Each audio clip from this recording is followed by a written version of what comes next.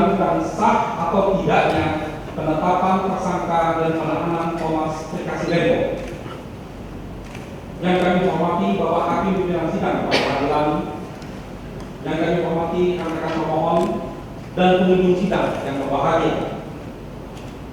Kami selaku penasihat hukum Thomas Lembo akan membacakan permohonan pra peradilan atas sah atau tidak sahnya penetapan tersangka dan penahanan Thomas Lembo, mantan Menteri Perdagangan Republik Indonesia periode 12 Agustus 2015 sampai dengan 27 Juli 2016. Berdasarkan A. Surat penetapan tersangka Direktur Penyidikan Jaksa Agung Muda Pengadilan Khusus nomor sebagaimana dimaksud tertanggal 29 Oktober 2024, dan B. Surat perintah penahanan Direktur Penyidikan Jaksa Agung Muda Pengadilan Khusus nomor sebagaimana dimaksud tertanggal 29 Oktober 2024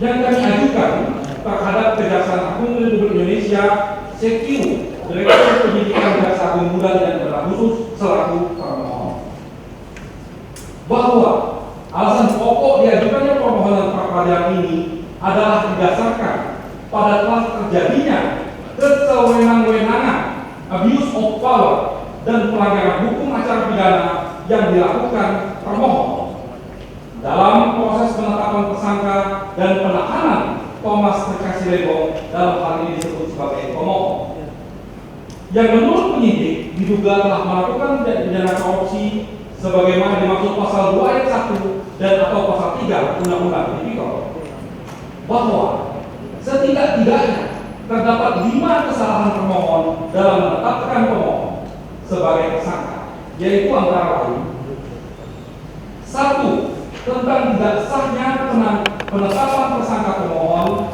A. Pemohon tidak diberikan kesempatan untuk menunjuk penasihat hukum sendiri pada saat ditetapkan sebagai tersangka dan diperiksa sebagai tersangka untuk pertama kali. B. Penetapan tersangka pemohon tidak didasarkan pada bukti permulaan berupa minimal 2 alat bukti sebagaimana diatur dalam pasal 104 KUHP. C. Alasan yuridis bahwa penetapan tersangka pemohon oleh termohon dilakukan secara sewenang-wenang, tidak sesuai dengan hukum acara yang berlaku. D. Pemohon sudah tidak menjabat sebagai Menteri Perdagangan sejak tanggal 27 Juli 2015, sehingga sesuai dengan surat penetapan tersangka Direktur Penyidikan Jaksa Agung Muda Pengadilan Khusus nomor TAP 60 F2 FD2 10/2024 dinyatakan di situ penyidikan importasi gula Kementerian Perdagangan tahun 2015 sampai dengan tahun 2023, sehingga sudah selayaknya maka menteri-menteri perdagangan lain juga harus diperiksa dalam perkara ini. 2. Penahanan pemohon tidak sah oleh karena tidak didasarkan pada alasan yang sah menurut hukum. Dengan kata lain, penahanan pemohon oleh termohon tidak memenuhi syarat objektif dan subjektif penahanan. Dengan demikian, sudah sepatutnya dari hukum kami memohon kepada yang terhormat pimpinan sidang peradilan yang memeriksa dan mengadili permohonan ini untuk mengabulkan permohonan pra peradilan aku yang akan kami sampaikan secara mendalam lebih lanjut pada sidang mulia ini. Dan ketentuan yang diatur dalam bab 10 bagian ke-1 KUHP dan bab 12 bagian ke-1 KUHP. 2.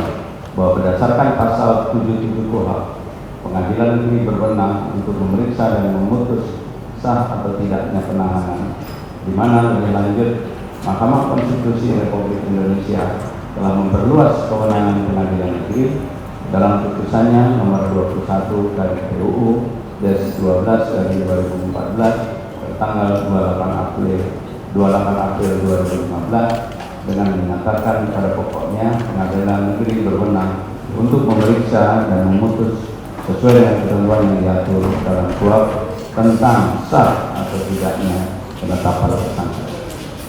Bahwa berdasarkan putusan Mahkamah Konstitusi RI tersebut telah ditentukan adanya norma baru yang mengikat seluruh warga negara Republik Indonesia, yaitu syarat untuk dapat ditetapkan sebagai tersangka, selain adanya bukti permulaan, harus dilakukan pemeriksaan terlebih dahulu terhadap calon tersangka.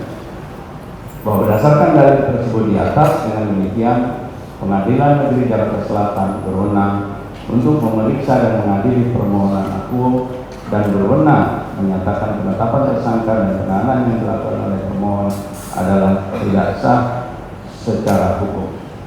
Selanjutnya terkait dengan kedudukan hukum pemohon dalam perkara ini dapat kami sampaikan sebagai berikut. Permintaan pemeriksaan tentang sah atau tidaknya suatu penetapan tersangka atau kuasanya kepada Ketua Pengadilan Negeri dengan menyebutkan diajukan pemohon atas dasar tidak sahnya penetapan pemohon surat penetapan tersangka Direktur Penyidikan Jaksa Agung Muda Tindak Pidana Khusus Des 60 garing F.2 garing FB.2 garing 10 garing 2 Des 50 garing F.2 garing FB.2 garing 10 garing 2 sewenang-wenang dan tidak didasarkan pada bukti permulaan yang cukup sebagai peradilan atas tidak sahnya penetapan pemohon sebagai tersangka dan tidak sahnya berdasarkan surat penetapan tersangka Direktur Penyidikan Jaksa Agung Muda Tindak Pidana Khusus sebagaimana nomor tersebut di atas tertanggal 29 Oktober tahun 2024. Wajib diberitahu haknya, termasuk hak untuk menghubungi dan minta bantuan penasihat hukum. B.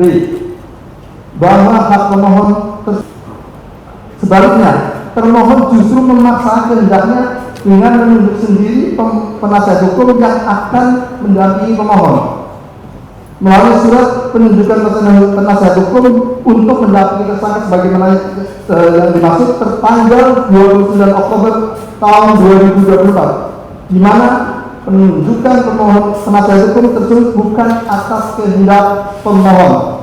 Kami ulangi, di mana penunjukan penasihat hukum tersebut bukan atas kehendak pemohon. Bahwa dalam menerbitkan surat penunjukan penasihat hukum tersebut, termohon mendasarkan pada pasal 56 ayat 1 KUHP yang menentukan pada intinya penyidik termohon berkewajiban untuk menunjuk penasihat hukum bagi pemohon yang hanya timbul jika pemohon tidak mempunyai penasihat hukum sendiri. Sedangkan pada faktanya pemohon telah memiliki penasihat hukum pilihannya sendiri. Akan tetapi termohon secara sewenang-wenang dan melawan hukum tidak memberikan kesempatan kepada pemohon untuk menghubungi penasihat hukum pemohon. Terbukti dalam menetapkan pemohon sebagai tersangka dalam perkara akuo, termohon tidak memberikan hak-hak pemohon sesuai dengan pasal 54, 55 dan 57 ayat 1 KUHP. Dengan demikian sudah seharusnya penetapan pemohon sebagai tersangka dalam perkara ini dinyatakan tidak sah.